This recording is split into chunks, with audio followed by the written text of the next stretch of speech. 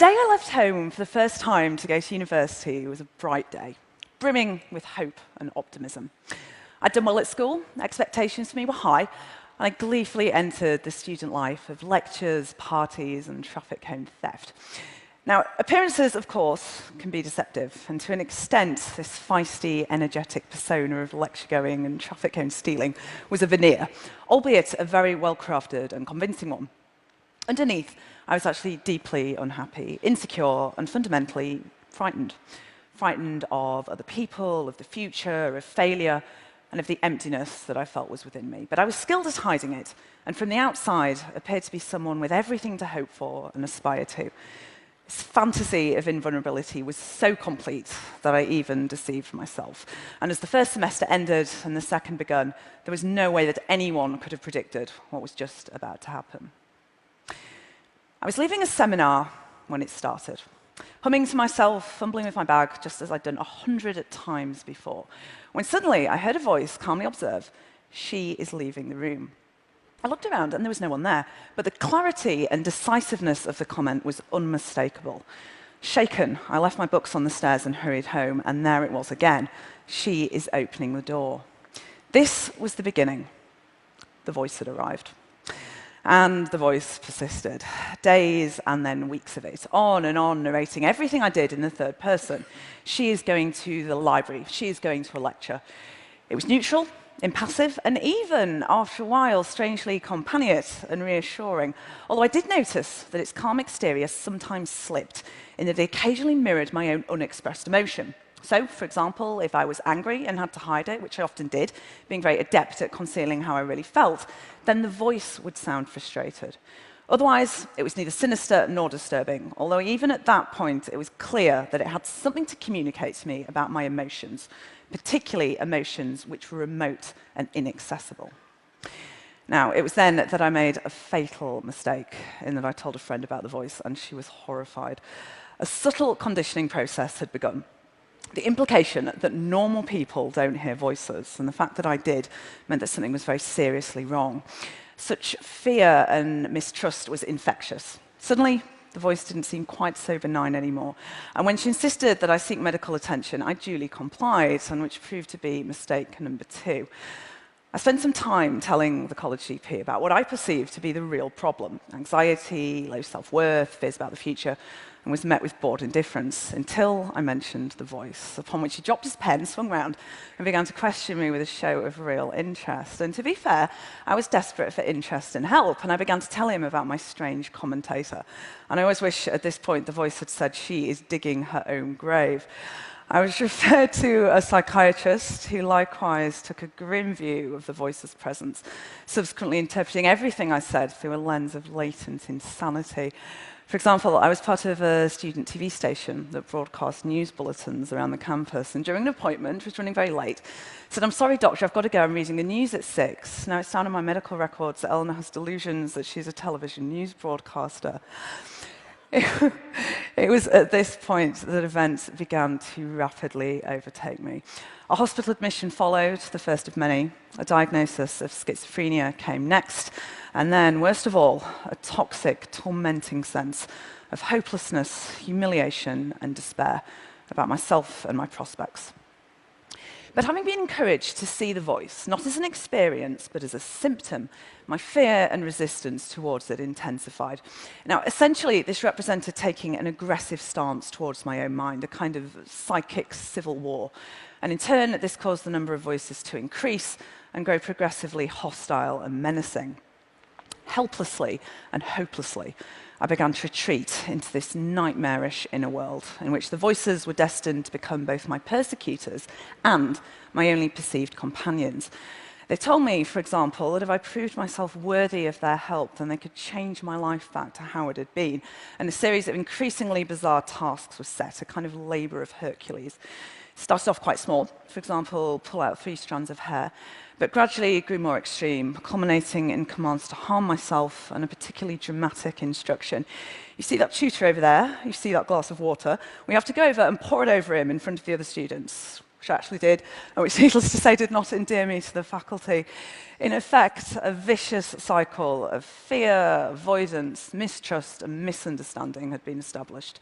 This was a battle in which I felt powerless and incapable of establishing any kind of peace or reconciliation. 2 years later, and the deterioration was dramatic.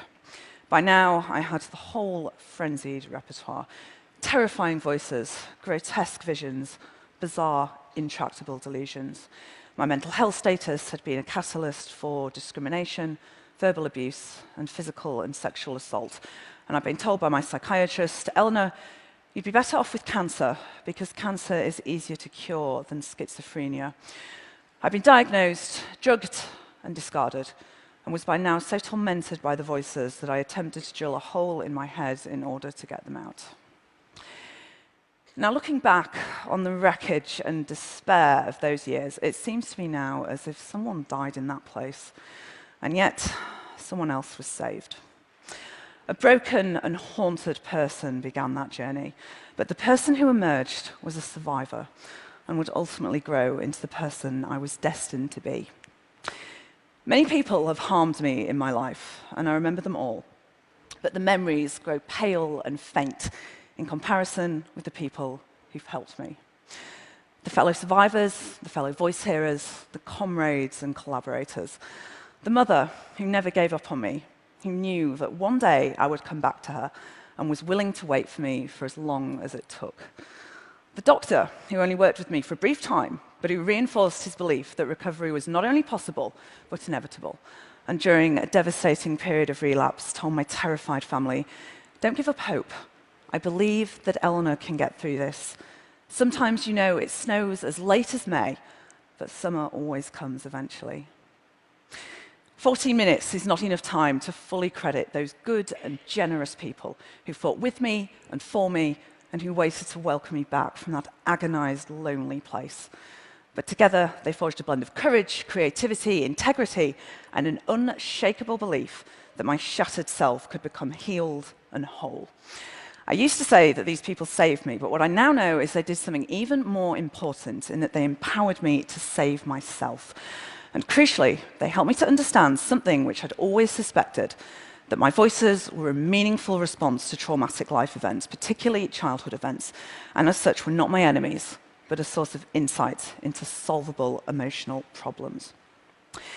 Now, at first, this was very difficult to believe, not least because the voices appeared so hostile and menacing.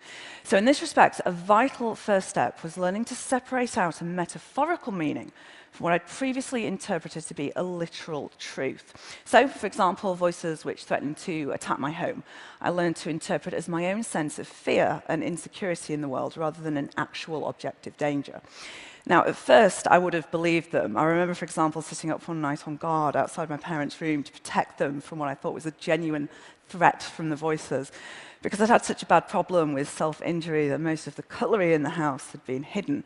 So I ended up arming myself with a plastic fork, like picnic-ware, and sort of sat outside the room clutching it, waiting to spring into action should anything happen. It was like, don't mess with me.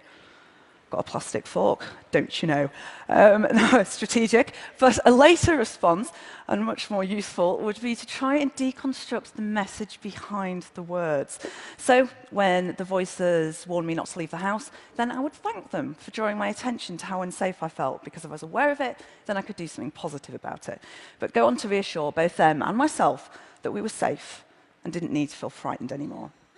I would set boundaries for the voices and try to interact with them in a way that was assertive yet respectful, establishing a slow process of communication and collaboration in which we could learn to work together and support one another.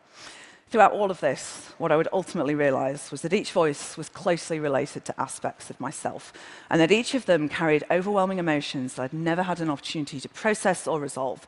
Memories of sexual trauma and abuse, of anger, shame, guilt, low self-worth. The voices took the place of this pain and gave words to it. And possibly one of the greatest revelations was when I realized that the most hostile and aggressive voices actually represented the parts of me that had been hurt the most profoundly. And as such, it was these voices that needed to be shown the greatest compassion and care. It was armed with this knowledge that ultimately I would gather together my shattered self, each fragment represented by a different voice, gradually withdraw from all my medication and return to psychiatry, only this time from the other side. 10 years after the voice first came, I finally graduated, this time with the highest degree in psychology the university had ever given, and 1 year later, the highest master's, which I always say isn't bad for a mad woman. In fact, one of the voices actually dictated the answers during the exam, which technically possibly counts as cheating. And, and to be honest, sometimes I quite enjoyed their attention as well. As Oscar Wilde said, the only thing worse than being talked about is not being talked about. It also makes you very good at eavesdropping because you can listen to two conversations simultaneously, so it's not all bad.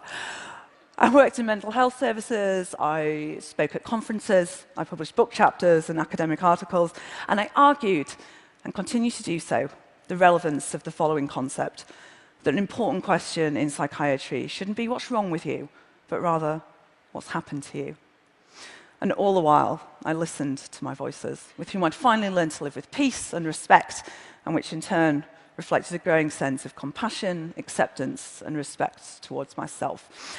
And I remember the most moving and extraordinary moment when supporting another young woman who was terrorized by her voices and becoming fully aware for the very first time that I no longer felt that way myself, but was finally able to help someone else who was.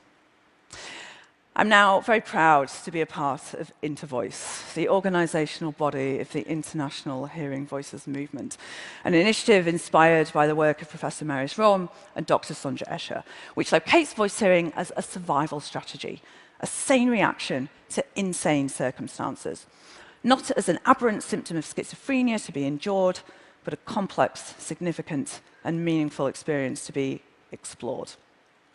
Together, we envisage and enact a society that understands and respects voice hearing, supports the needs of individuals who hear voices, and which values them as full citizens.